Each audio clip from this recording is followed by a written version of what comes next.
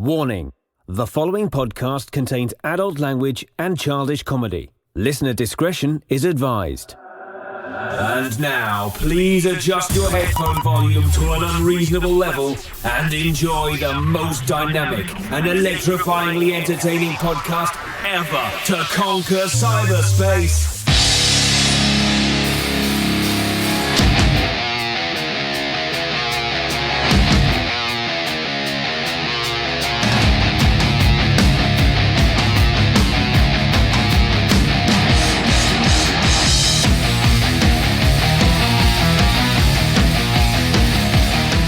Let's do this, Brutus. Hello, friends, and welcome to the most powerful podcast ever created, the amazing pop culture podcast starring Dags and Rez. Today we have a powerful episode, and now a man that would literally walk 5,000 miles, Micro DJ Rez.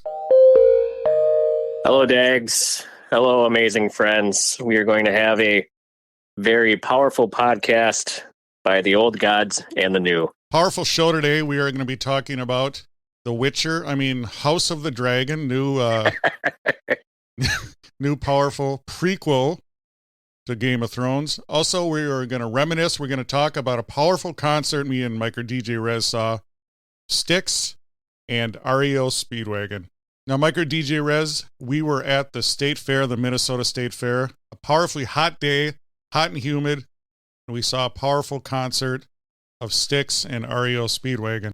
That is correct, Dags. We enjoyed our company together, or at least I enjoyed my company with you. Excellent. Wait, how does that go? Anyway. We were good company. Yeah, it was hot, but the night was beautiful. It was clear. The beer was cold. The 60-year-old women were wearing skimpy clothes. Whoa.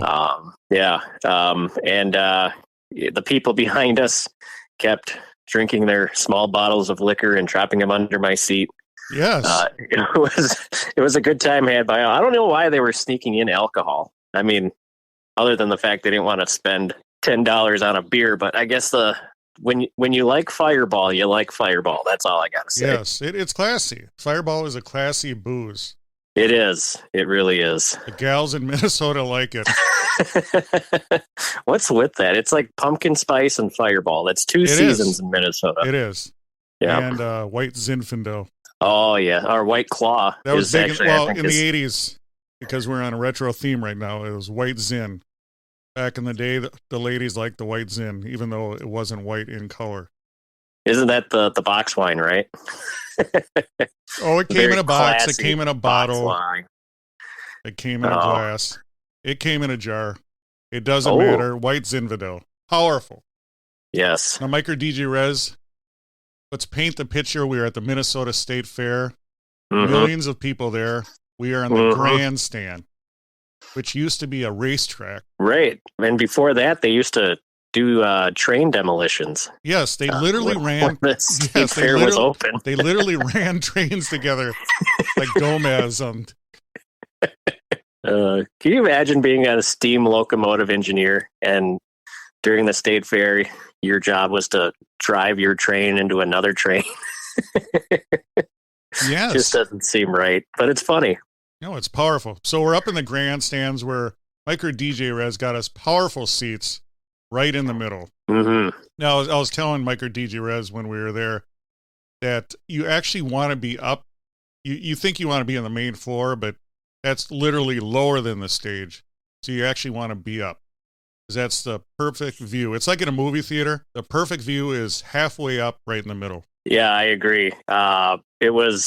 They were good seats. They were high enough where you didn't have to look up, and they were close enough still where you didn't have to look at the screens the entire time to get a good look at what was going on. Actually, during the REO set, you really didn't have to really look at the stage. They weren't moving very well. We will talk about that. But the one thing I don't like, it's like airplanes now where they try to cram the seats in. Give us a little room. Right. Yeah, there was no seat. There was no room in those seats at all. No. It was kind of made for that humid night a little bit worse. Yeah, I don't know what like tall, big people do. Because thank God they suffer. Thank God me and Micro DJ Rez are short. Right. Yes. Because I don't know if you were big, I don't know how you would sit through that concert without going nuts. Because I was feeling a little claustrophobic. Yeah, and plus you couldn't help your air drumming. No, that's why thank you for bringing that up. This is a pro tip. When going to a concert, buy the seats on either side of you to fit the air drum kit. Right, especially at the grandstand. Yes. You should have seen the sound check. I mean, I had my toms going, the hi-hat. It was awesome. It was a sight to behold. I'm glad I got to see it in person. Yeah, that was cool to see me rock and roll, wasn't it? It was. Yes. Yeah, I enjoyed it a lot. I held back, though, because the kids were there. But trust me, if you saw me at a Rush concert. Oh, powerful. God. Can you imagine you at a Rush concert? Oh, my God. It's just power. So, Mike or DJ Rez, we're at the grandstand. The sun is setting. Thank God the wind was coming through. Oh, yeah. That to see a concert there is just fantastic.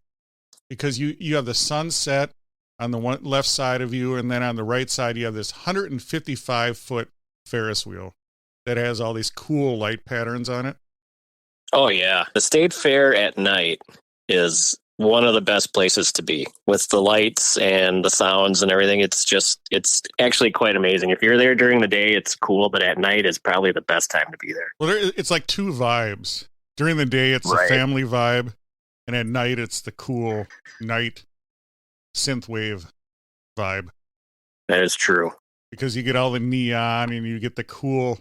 My favorite part of the night is twilight when the sun's setting. There's the gleam. Twilight's last gleaming. I remember one concert that I was at. The sun was setting and the moon was rising.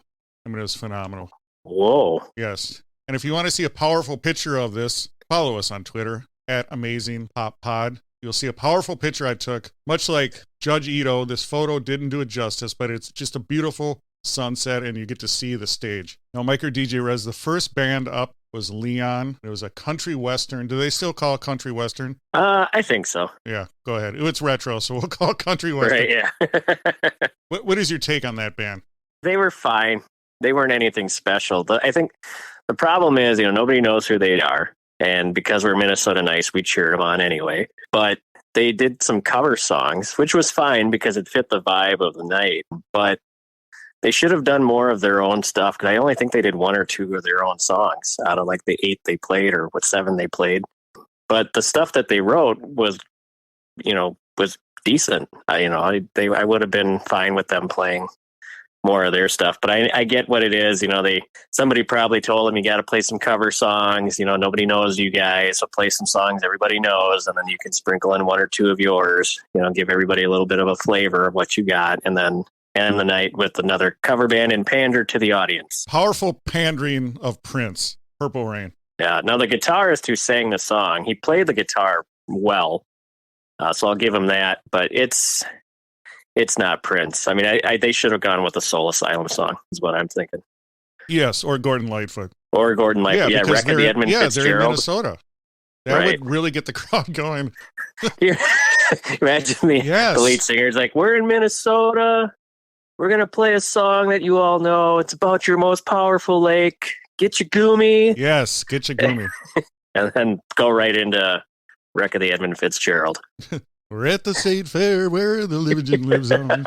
From the big stand they call the grandstand. Yes, powerful. God, yeah, get your gumi. Good music. Yeah. Yeah. No, they're fine though. It's a warm up band. Yeah. They don't say warm up anymore. Opening act. Yeah, opening act. Actually, they were the opening to the opening act. Honestly, yes. I mean, if we're going to go that route. Who is that? Wally the Beer Man? Yeah, Wally. He's just unrecognizable. My God. Well, I recognized him. You did, but you probably have seen the demise of more than I have. I'm powerful. You got to admit how lucky you were. We all admit it. How lucky Mike or DJ Rez got to spend an evening with Dags. That's what it should. Right.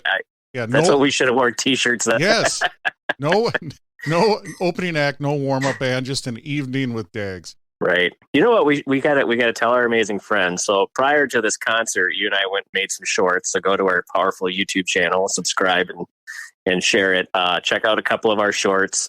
We also did our first Twitter space, which was not a disaster, but there was heavy feedback, and we got to do a real-time sticker giveaway.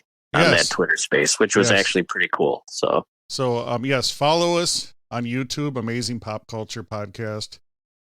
Follow us on Twitter at Amazing Pop Pod, Instagram. It's all Amazing Pop Culture. Just type it in.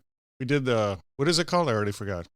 the Twitter space. Yeah, Twitter space, where we basically go live. We were each on our own phone, Right. but we got too close together because we were doing a lot of hugging, Right. public displays of affection. We don't care. Mhm. And we got feedback. Yeah. The I even feedback. bought beer in real time. I mean, where else Yes. do you get that? No, you got a flight of beer. Yes. How were those beers? Delicious. Thank you for asking. Yeah, excellent. Yeah, I did a 15-second beer review on YouTube, so check that short Oh out. my God, the people are loving it. Yeah. It's a good one. It really is. And I chose a powerfully blue filter. Wasn't that powerful? It was probably the best blue filter I've ever Yes, seen. thank you. So after Leon was Styx, Mm-hmm. the Chicago band Styx. Very Chicago theme. Yeah, in it this was. concert. Yes, REO Speedwagon is from Champaign, Mm-hmm. Illinois, I believe. So Styx with no Dennis DeYoung though. No, DeYoung was on there. They had a Filipino singer that was doing the covers.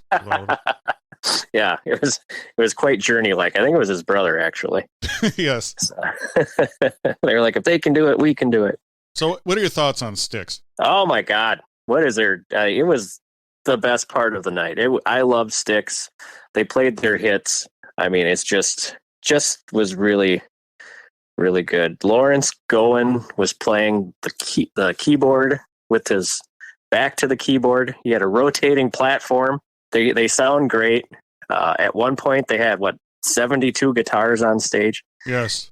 It was just it was awesome. Their drummer, Dags, you and I both said he was probably the best part of the night. Yeah, Todd Zuckerman, yes. Yeah, he was just really good. He was on point. I would say the only drummer that's better than him would be Mick Fleetwood, but I'm biased towards Fleetwood Mac. Yes. But he's up at that level for sure. Yes, he's better, but that's fine. Anyway, but can you put the camera on him? I mean, the dude is a phenomenal. Everyone in the band's phenomenal. You know, I get it, but I want an overhead cam of just seeing him working the tom-toms. That would have been pretty sweet. Yes. What is your favorite Styx song that they performed? I like Renegade. Renegade is probably one of my favorite ones, and that was the last encore, which was a good way to end the night. So you got the whispering, the soft beginning of that song, and then they just freaking rock the house on that one. So yes, I enjoy Mr. Roboto. I was surprised Mr. Roboto was good. Yeah, you were telling me you're like, oh, they're not going to play Mr. Roboto. They got this whole thing with Dennis DeYoung, and the band split because Dennis DeYoung kind of wanted to go more poppy, kind of more show rock tunes opera kind of stuff. Yes, exactly. Yeah. And the other dudes are more rock and roll. But it's like Sting got back together with the Police. Just get back together for the fans, you know. And you're both going to make a shit ton of money. Right. The Eagles did it. Oh, yeah. Fleetwood Mac does it every 3 years. Yeah, and they all hate each other. Yeah, they can't stand each other. Yes, I want Steve Perry to get back with Journey. Can you imagine that? I would love to see that. Yes. You know what they should do? Steve Perry gets on stage. They keep their other lead singer, and then they switch off lines to every song. So one will sing one line, the other sings the other line to be perfect. But it's funny though, because all they're doing is just they're mimicking. Maybe sing it the way you would sing it, and that'd be cooler, you know. But they got to keep it the same way. I get that, but I want to see Dennis DeYoung come back. Luckily, I got to see Dennis DeYoung perform. Guy's got an amazing voice. The best part about Dennis DeYoung not being on stage is he's still getting paid every time they play his songs. So anything that he's written, he's getting paid for. So yes. Like Mr. Roboto, he was probably like, screw you guys for playing it, but cha-ching, I'm going to the bank. So. And that was probably the first time you ever heard Light Up, right? Yep, that was. Yes. Yeah. The intro on it. Isn't was the seeing intro the puffs coolest? of smoke. Yeah, it was awesome. The puffs of smoke coming up from the crowd during Light It Up. Yes. Was it Light Up or Light It Up? Light Up, yeah. So, yeah, it was pretty good. And that guitar goes down, down, down, down, down, down, down. Oh my God! You should have seen my air guitar and air drumming. Phenomenal. Yeah. Plus the guitar was awesome. Metallic green. Oh my God. Yeah, just a powerful evening. And Yeah. then REO Speedwagon. Yeah, so they came out and they're good. I like REO Speedwagon, but man, they should have opened the show because their form of rocking out is not the same. Well, what did I tell you? As Styx rocking out. Yeah, you said that was probably going to happen. When they should have. Yeah.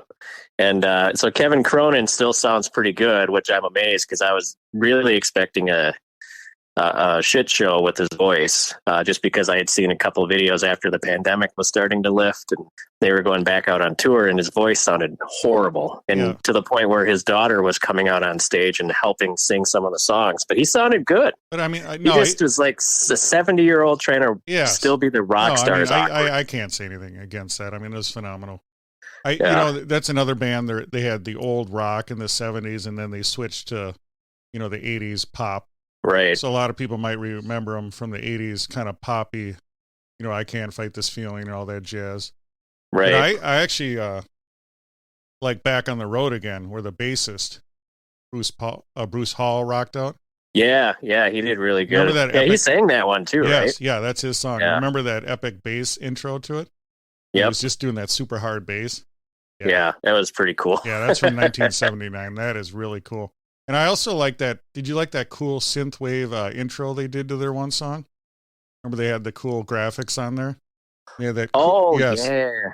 Yep. Yeah, so I give them props. They really mixed up the intros on it.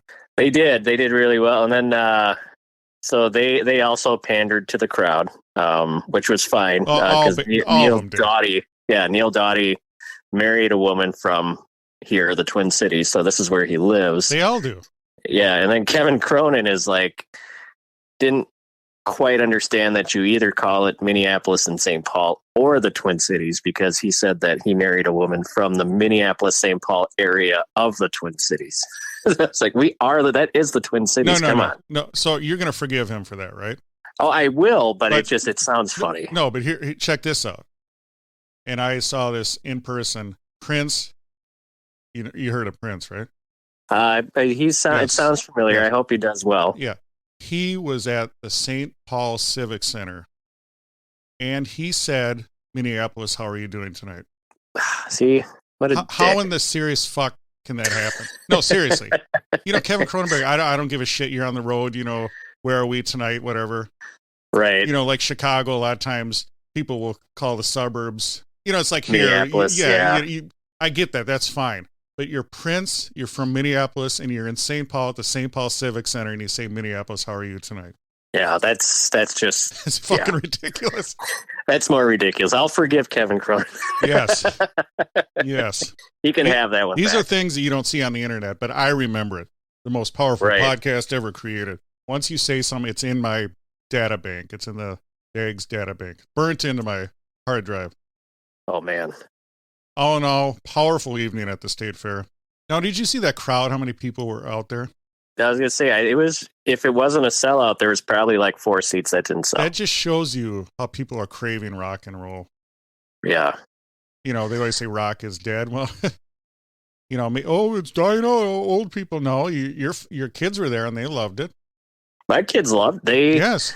They absolutely loved it. It was actually when I told them we were getting tickets, they were really super excited. They were all for it. But my kids grew up listening to classic rock because that's what my wife and I, had them listen to. We always changed it up quite a bit, but they're into the REO, the Boston, Fleetwood Mac, the Beatles, everything that is a classic rock band. They grew up listening to, so they were all for this. It was just the ultimate evening.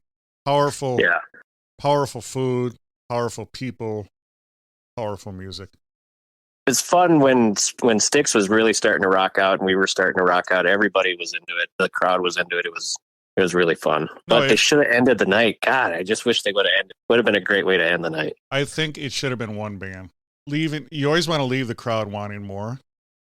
So right. I saw one years ago. I don't even remember what it was. It was like Journey, REO, and Def Leppard. Is like way too much. Like, dude, it was like 4 hours or whatever I sat through. I'm like, no, I can't. So it should have been a warm-up band, or my evening. I like the evening idea. I've seen bands like Evening with Rush. Styx has a million albums, dude. Mm-hmm. There's a ton of songs they didn't play. They could have done the whole night and everyone would have been happy. Yeah. No, I have you beat. You think 4 hours is long. I went to the George Strait Country Music Fest at the Metrodome back in 1999. It was $50, all general admission, with even floor seats. Everything was general admission. It was $50, but it was Leanne Womack, Tim McGraw, Faith Hill. There was somebody else that opened up before Leanne Womack, and then George Strait. And we left in the middle of George Strait. We were there for probably 10 hours, and George Strait was still playing. So we were like, that's it. We've had enough. Yes. So there's only so much drunk cowboys you can deal with. You said Faith no more. Yeah, right. Faith no more. Yeah, that's it. What I said. No, I would, yeah. That's the concert that Leanne Womack waved at me twice. Wow. So I was the only person in the section standing up and waving, and she came to that side of the stage and she pointed at me both times. And then you found out it was the dude behind you. She was waving. Right, yeah. Mike or DJ Rez. Yes. Powerful segue alert. We went from rock and roll to swords and sorcery. Tell us about House of the Dragon. Yeah, I always say it wrong too. I always want to say House of Dragon. It should just be House of Dragon. Right. Dragon House of the You're right. House of the Dragon is the new television series. It's the prequel to Game of Thrones. It's on HBO and HBO Max. It's the second show in the franchise by George R.R. Martin and Ryan Condal. So both series are based on the A Song of Fire and Ice novels that Martin and Condal and some other dudes wrote. And this is taking place like 178 years before the events of Game of Thrones. It is follows the House Targaryen. Is it Targaryen or Targaryen? I can't remember which one. Targaryen. House Targaryen. Yeah. So it follows that house. 2 episodes are out, and we've already got boobs galore.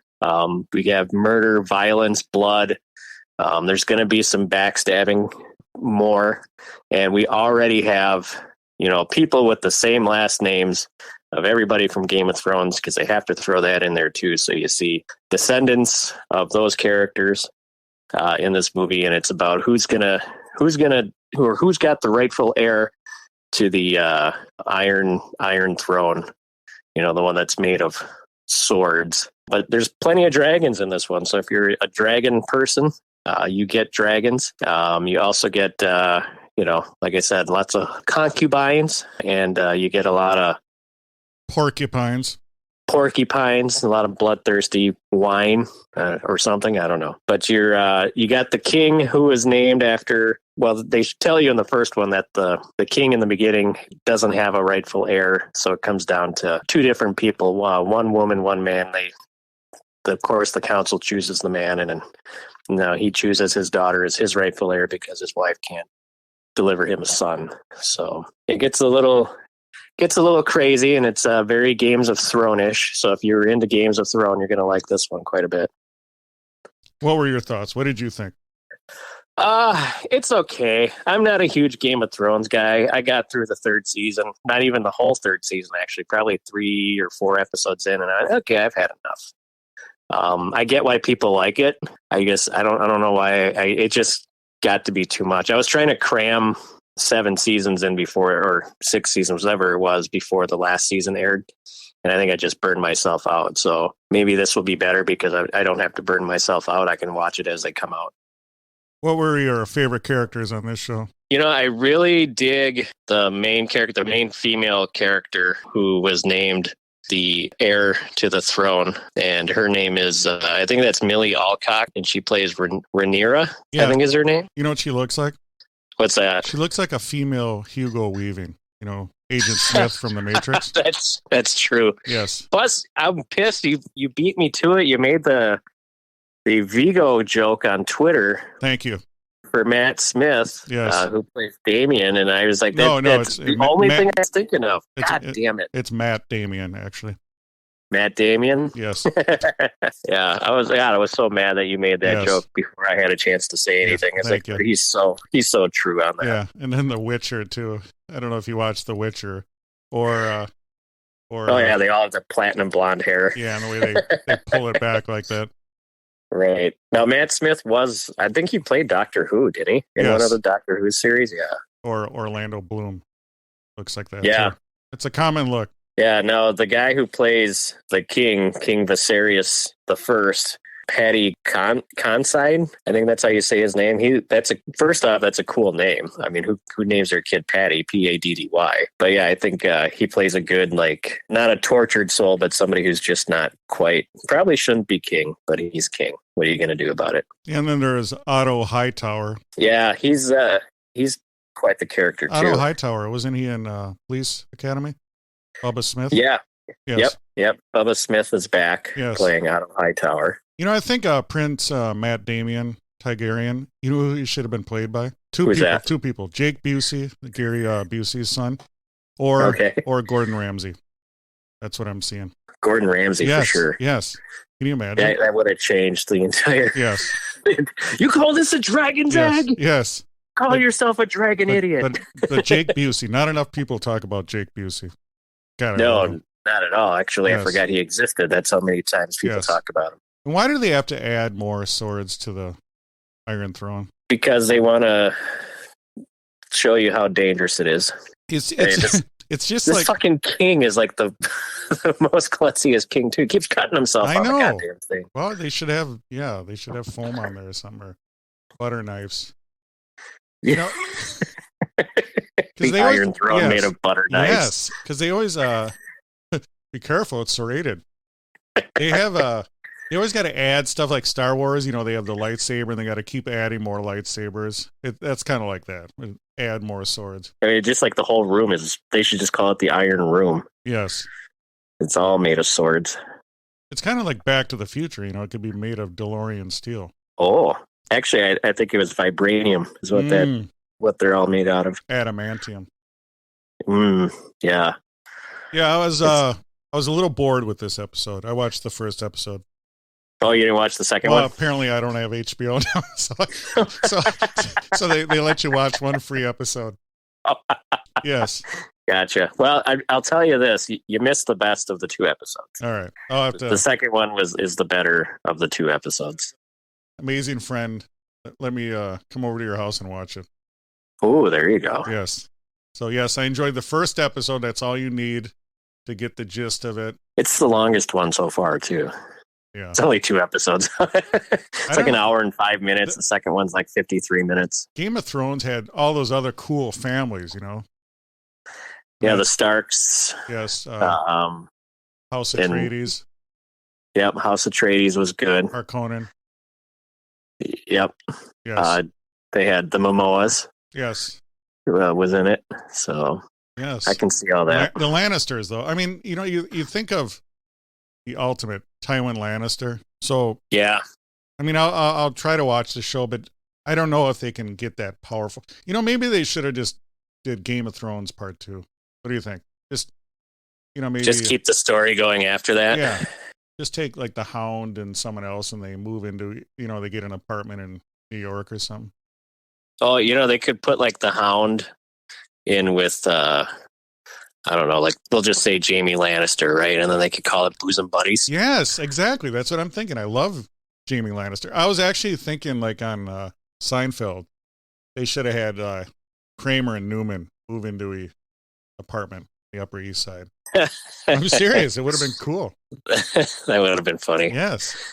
I think they should make a Game of Thrones. Yes. Seinfeld type series, and then in between scenes they can just do the yes, you know, like that little popping noise. Oh hell, that'd be awesome. Yeah. Bruce Hall from REO Speedwagon could play the bass lines. There you go. Now what do you think? Jon Snow could bust through the door. Yes. What are you doing, Jon? Oh, I'm stressed. Yeah, so what do you think? Do you think this show's going to be a hit? Do you think it's going to It's going to be a hit for the first season because everybody who loved Game of Thrones is going to watch it. but then the pressure will be on for season 2, because if they don't get any better than what they got, then no one's going to watch it. Hopefully they put more effort into this than the last season of Game of Thrones, because from what I hear, that was a disaster. And so I can see this being a hit for the first season, and then they're just going to have to get better in the second season. Otherwise it'll fizzle out pretty quick. Because I watched the first 2 episodes because of this podcast episode, and I don't know if I'll watch the other ones, but my wife is watching this, so I guess I'll probably stay up with it because she's watching it. But did she enjoy it? It's kind of hard to gauge her, because if she's really excited about something, she'll not really tell you she's excited about it. And she watched all of Game of Thrones. She watched all of that. She liked Game of Thrones, but towards the end, she was getting kind of tired of it too. I mean, if you see it, this series, you're not going to miss anything if you don't watch it. So, but if you're really, hardcore Game of Thrones fans, like I know a lot of people are, they'll probably enjoy the first couple of episodes so far. So I just can't get over I don't know. It's just weird. It's a weird time back then when the king has to marry people, and houses are trying to give their daughters to kings. It's just kind of a creepy vibe sometimes. It just kind of puts me off a little bit. Did you enjoy Lord of the Rings? The original 3 movies? Yes, I did. I haven't watched the new series on Prime yet, though. So you do enjoy sword and sorcery, magic, that kind of... Oh, yeah, definitely. I love that kind of stuff. But you just didn't get into Game of Thrones? No, I didn't. I don't know what it is. If it's just... Because there's, action and good stories are good, but sometimes they're just showing boobs to show boobs, or they'll show someone get an axe to the face just to show an axe to the face, and that kind of just over the top stuff is fine in spurts. But there is a whole scene where it just for 5 minutes it was just an axe to the face, or an axe to the leg, or a sword in the gut, or they're chopping hands off, or they're castrating people. It's just come on. It's I get it, show it. Just give me a taste of it, but you don't have to keep going. So, Mike or DJ Rez, yes, let's give a score out of 5. What are you gonna pick? I'm gonna have you pick out of 5. What are you gonna pick? We're gonna pick 5 dragon's eggs, stolen dragon's eggs. I'm giving this a 3 right now. 3 stolen dragon eggs. So I watched 1 episode. I'm giving it 2 2 dragon eggs. All right. That sounds good. That's fair. Because the first one is not the best episode. Yes. The second one got a little better. Yes. So it was a little boring, but I get it. They got to set everything up. Yeah, that's the worst part of first episodes in any series you start watching. Is it's going to be slow, and they got to have to cram a lot of information. They got to do an origin if it's a new story, and it's just oh my god, I just got to get through this. They should have had a cool cold opening, I think, on Saturday Night Live or something, like our YouTube episodes. Oh, check out our YouTube episodes. Yes, powerful someone on a telephone. Openings. Yes, or James Bond movies. I used to always love that, where they just get right into the action. Oh, yeah. Yep. Then he'd go off a cliff, and the parachute would open up, and then... Oh, my God. Or he'd get shot and fall off a train, and then he'd show up on an island. Nothing better. With a girlfriend. Nothing better than James Bond movies. We should rewatch some of those. Did you watch them all? We should make our own. Did you watch... I think I'm caught up on all of them. The originals, the ones with Sean Connery. Well, all of them. Type originals. All of them. Moonraker, For Your Eyes Only, View to a Kill. I really got into it during the Timothy Dalton phase, and then the Pierce Brosnan, and then. So you didn't actually see the good ones. We're gonna have you watch those, Mike or DJ Rez. No, I think which is I don't think I've actually sat down and watched the Roger Moore and the. Yes. Sean Connery ones. I should do that, though. A lot of the purists don't like Roger Moore. I liked him. I enjoyed him. I enjoyed his work. Yeah. Well, then in Sean Connery, you can't go wrong with Sean Connery. He was good in everything he did. Sean Connery. Yes. They should have got Michael Caine to play James Bond in at least one movie. I should have. Can you do Michael Caine? I can't. I don't think I can. I think if you I know put the if they glasses say- on. You think so? Yeah, if you put giant glasses on, you can do it. Let's stick bottle Coke glasses. Yes. Or Coke bottles, glasses, whatever you call it. And if you enjoy Coke, make sure you watch our powerful YouTube channel. We do extreme amounts of Coke reviews. Wow, good segue. Yes. Well, I hope you guys enjoyed this powerful episode where we talked about the Minnesota State Fair powerful concert, Styx and REO. Mike or DJ Rez, how come Styx never toured with the Rolling Stones? Sticks and Stones. That's probably Something why. to think about. Would have been powerful. Yeah. Can you imagine the posters, the T-shirts? Oh, yeah. Sticks and Stones. Yes. Yep. Powerful. And I've seen both those bands, you know. It'd be Sticks and Stones, the Bone Breaker tour. Ooh. Come on. That's why it writes itself. No, I wrote it. It doesn't write itself. The most powerful podcast ever created wrote it. Oh, okay. All right. I hope you guys enjoyed this powerful episode. We just ask you one thing. Please tell a friend about our podcast. And until next time, you've just enjoyed the Amazing Pop Culture Podcast. Thank you for listening to the Amazing Pop Culture Podcast. The Amazing Pop Culture Podcast is available everywhere fine podcasts are found. Please leave a rating and review where you listen to podcasts. Like and follow the Amazing Pop Culture Podcast on Twitter, Instagram and Facebook. And shop our amazing pop culture merch. This has been an Amazing Pop Culture Podcast production.